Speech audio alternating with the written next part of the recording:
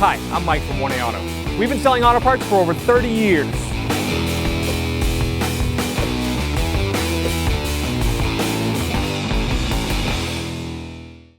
What's up, guys? Here we have a 2013 Cadillac SRX we're going to be working on. If you need parts for your vehicle, check out 1aauto.com. We're going to pop the hood. To pop the hood, there is a, right next to the kick panel, right here, there's a little lever with a hood. Just pull that lever. To release the safety, there's a little lever right here. You're going to push it towards the driver's side, lift it up. Here's where our brake fluid is.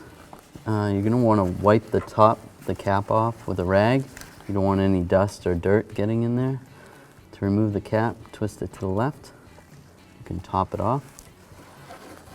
As you can see on the side, there's a minimum mark and a maximum mark. Ours is right in the middle, which is good. To reinstall the cap, you want to line these tabs up right there.